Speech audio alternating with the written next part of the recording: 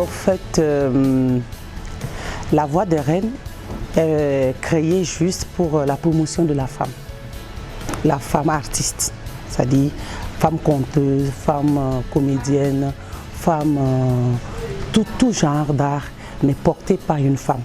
Voilà, c'est juste ça. Et faire la promotion de la femme artiste, de cette femme-là. Voilà, c'est juste ça.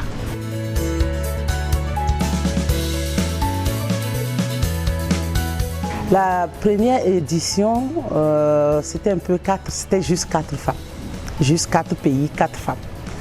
Et voilà, on a juste joué une seule journée et puis ça s'est arrêté.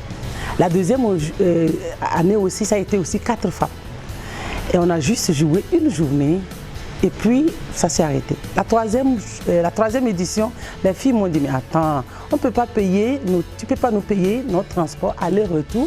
On va venir jouer juste une journée le 8 mars et puis chacun va rentrer. Je trouve que c'est du gaspillage, Fatih. Essaye de voir s'il y a la possibilité de prolonger un peu. Donc la troisième édition, on a prolongé, on est amené à 3 jours. 3 jours, et du 4, 5, 6. Et on a fait, voilà, à la fin, on a joué ici, à Lomé ici, on a joué on choisit toujours les centres portés par des femmes. Donc on était chez Vicky Chiklonou, à Képé. Et voilà. Et après tout, on a continué. La 4e édition, on a ajouté l'atelier. Donc l'atelier a commencé en Peluche en février, avec des conteurs professionnels. Et puis le festival même a commencé du 4. Après il y a eu 3 ateliers. Il y a eu atelier porté et animé par Sonia, la 4e édition. Atelier animé par Olivier Ponceau, un Français. Et Bindangazolo qui a fait aussi la première édition, le premier atelier qui nous venait du Cameroun mais qui vit en France. Donc la 4e édition était un peu plus large, un peu plus, voilà. Et on a joué jusqu'à Kpalimé. Voilà.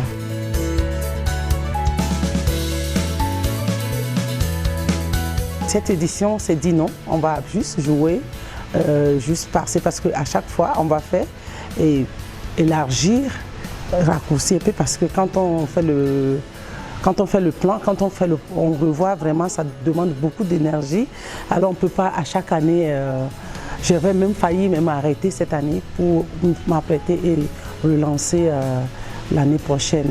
Mais je me suis dit, c'est 4e édition, si j'arrête, c'est pas ça, il faut continuer, quelle que soit la situation, parce qu'on n'a pas le financement.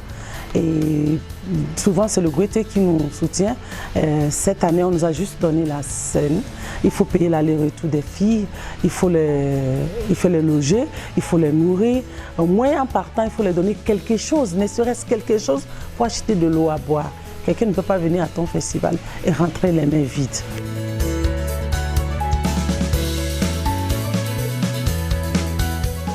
L'idée est venue, une année, j'étais à Yélène. J'étais invitée à Yélène, un grand festival au Burkina, à Bobo de la Sour, au Burkina. Et on s'était retrouvés entre nous. Et je me suis dit, mais si j'essayais de contacter les femmes qui étaient là, parce que c'était plusieurs pays, si j'essayais de contacter, que je soumettais mon idée de faire une création, juste une création de spectacle. Ce n'était pas un festival, mais c'est juste créer un spectacle. On allait créer le spectacle et chacune devait rentrer chez elle avec le spectacle, la vidéo, et chercher des contrats chez elle. Et là, on va programmer par rapport aux dates et on allait faire le tour de chaque pays et on aurait quand même fait une tournée. C'était ça l'idée. Et voilà, il y avait d'autres qui étaient intéressés. À la dernière minute, d'autres n'ont pas pu participer. Donc, on s'est retrouvé 4 femmes.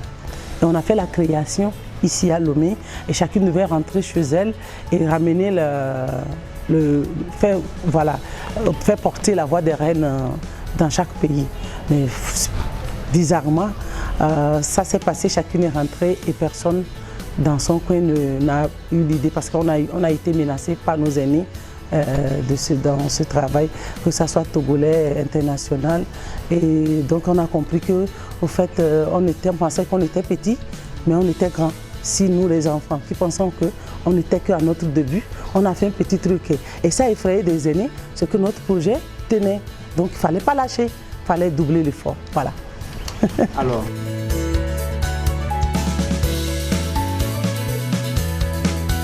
Waouh, je pense que cette édition, depuis que j'ai commencé la Voix des Reines, vraiment j'ai eu la chaleur, j'ai été vraiment stressée parce que c'est la première fois que je porte le vêtement sans que même une structure ne me donne quelque chose. Mais c'est un bébé, c'est difficile de lâcher le bébé. Quand tu fais un enfant, c'est difficile de le lâcher. Donc j'ai tenu, malgré tout ce que j'ai eu comme difficulté financière, j'ai tenu à qu'on le fasse. Et aussi, ce qui m'a donné la force, c'est des amis qui m'ont fait confiance. La Française qui m'a appelée, je connais sa situation, elle me dit, Fatih, elle m'appelle un jour, elle me dit, j'ai la moitié de mon billet. Je dis, waouh. Après, elle m'appelle, elle me dit, waouh, je viens à la Voix des Reines. J'ai j'ai la totalité de mon billet, je peux venir chez toi. Quelqu'un qui se bat de sa poche, qui achète le billet pour venir te soutenir. Toi, tu vas dormir? Non, je ne vais pas dormir. Et là, avec la Gabonaise Alette Maganga, que j'ai rencontrée en 2012 sur un festival, et qui m'a dit, Fatih, quel que soit le cas, même si je vais prendre l'argent de ma poche pour venir te soutenir, je viendrai. Là, les deux personnes m'ont vraiment donné le courage. Je me suis dit non, il faut que j'aille. J'ai appelé ce que je pouvais appeler, ma petite sœur Charlotte. J'ai dit voilà les problèmes que nous avons, battons-nous. Donc on a commencé par courir comme des folles à Lomé, comme on dit toujours, ce que femme veut, Dieu veut. Nous sommes arrivés avec la force de la volonté de toutes les femmes, on est arrivé à réaliser vraiment ce projet-là. Et je dis vraiment merci pour la confiance de mes sœurs. C'est vraiment de l'amour pour l'art et de la confiance qu'elles ont toutes envers moi. Si elles ne me faisaient pas confiance, elles ne viendront pas. Parce que je n'ai pas dit à qui que ce soit, je t'assure ton ticket. Non. Les Ivoiriens, ils ont pris eux-mêmes leur ticket pour venir à mon festival. C'est quand ils sont arrivés que je me suis battue pour leur donner le ticket. Ça veut dire qu'ils me font confiance et que je dois comprendre qu'on doit aller de l'avant. Et mes aînés, les autorités doivent comprendre que vraiment ils doivent nous aider, nous les femmes artistes. C'est difficile. C'est vrai qu'on est mal vu, on nous traite de tous les mots, mais il faut qu'ils mettent la main à la pâte pour nous soutenir, nous leurs enfants, nous leurs filles, nous leurs sœurs, nous leurs femmes, nous leurs armantes, pour qu'on puisse vraiment pousser ce travail-là, aller de l'avant. Et c'est la fierté du Togo, c'est le Togo qui gagne.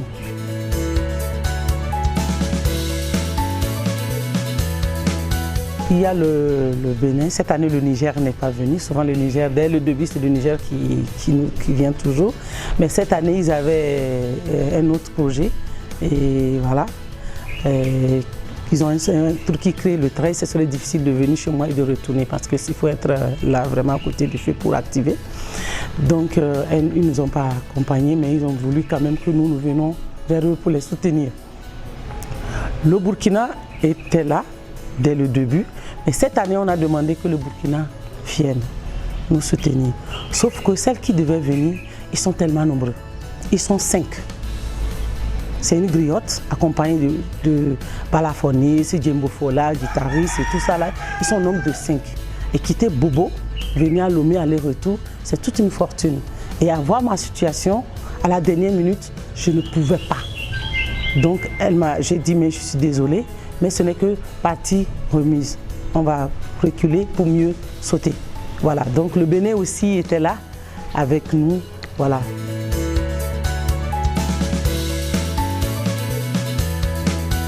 Alors, on a choisi 3 endroits, 3 grandes scènes.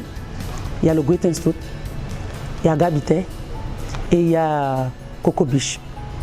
Il y a eu les slameuses, il y a eu des conteuses, il y a eu des chanteuses traditionnelles et des chanteuses, voilà, toutes deux étaient des chanteuses traditionnelles. Voilà. Et il y a eu aussi l'atelier d'écriture de poésie qu'on a eu du 4 au 6 avec l'école Beaune. Donc c'était le 6 où les enfants ont lu devant le public ce qu'ils ont appris durant les 3 jours.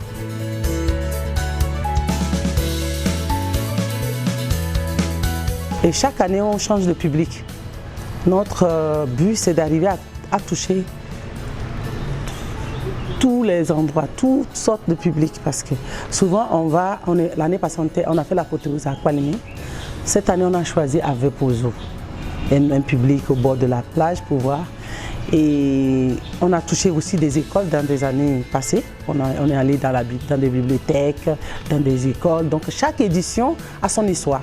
Donc on choisit certains lieux qu'on n'a pas encore touchés. Et là, avec les années, nous aurons à faire le bilan des endroits où ça marchait, des endroits où ça n'a pas marché. Et là où ça n'a pas marché, c'est de doubler d'efforts pour que les gens s'intéressent à notre travail et nous faire confiance, nous les femmes artistes.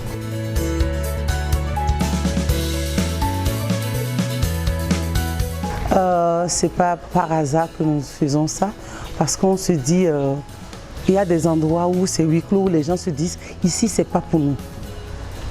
C'est des blancs qui vont là-bas, ici c'est pas pour nous. Donc on choisit aussi, on permet aussi à tout le monde de venir voir notre spectacle. Voilà pourquoi on a déplacé la scène à l'air libre pour inviter toute la population de venir suivre notre spectacle.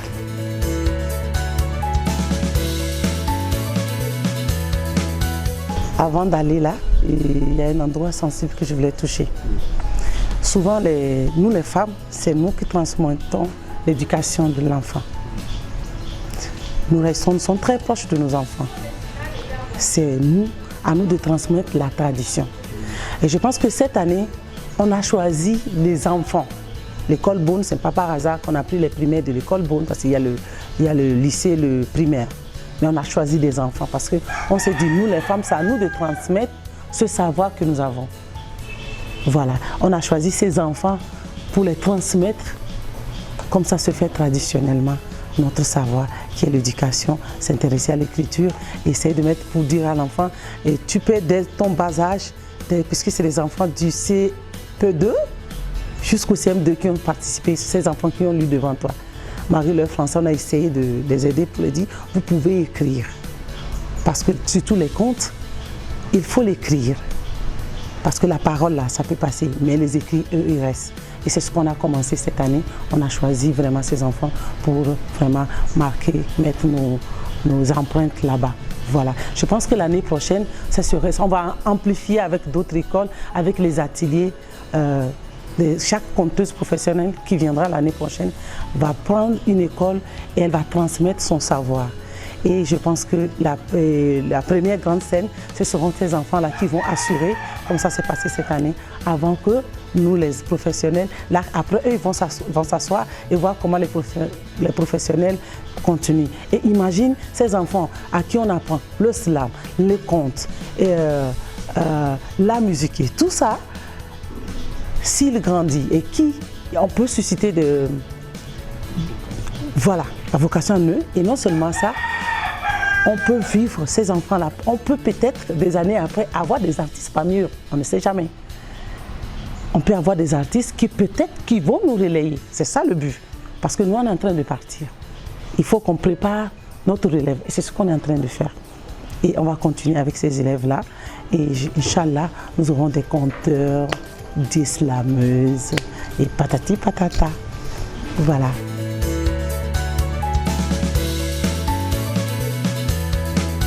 D'abord, la femme togolaise, c'est une femme battante. Qu'elle soit celle qui est à la maison, c'est une femme, ce sont des femmes battantes. C'est des femmes qui n'attendent pas que c'est monsieur qui les donne chaque fois. Elles se battent toujours, quelle que soit leur situation, pour subvenir aux besoins de la maison. D'accord. Donc les femmes artistes, quand je regarde, c'est des femmes qui se battent malgré le peu de moyens que nous avons et ce que nous donnons. Quand je regarde aux alentours, il y a des gens, par exemple, quand tu arrives au Burkina, ce n'est pas l'État qui finance, mais c'est des gens qui ont des partenariats avec l'Europe et tout, et ils ont des financements à tout bout de champ. Et c'est des gens qui n'ont pas, bon, je m'excuse, hein, c'est des gens qui n'ont pas des niveaux comme ça. Mais nous, malgré ce qu'on a, on se bat. On se bat, on a la volonté, on a le courage, on a la patience. Et ça, on se bat chaque jour. Et quand je regarde sur le plan international, actuellement, les femmes sont en train de prendre le dessus. Elles ont compris que, il ne faut pas rester derrière un homme, mais il faut rester à côté de l'homme. Parce que toujours, depuis la nuit des temps, on dit, derrière un grand homme se trouve une grande dame. Maintenant, on se dit, à côté d'un grand homme se trouve une grande dame. Donc, au lieu de rester derrière, nous, on veut rester à côté. Et comprenez ça, vraiment, souffrez avec nous, qu'on veut rester prochainement à vos côtés. On veut se battre à côté de vous et je pense que le moins, le plus ira de l'avant. Voilà, et je pense que si on regarde sur le plan international, le plan national, actuellement, les femmes sont en train de se battre et sont en train de mettre des structures comme on est en train de faire là et mettre dans l'union fait la force. On a compris que si on se met ensemble, on ira de l'avant et c'est ce qu'on est en train de faire. Inch'Allah, on va arriver. Merci. Merci à vous.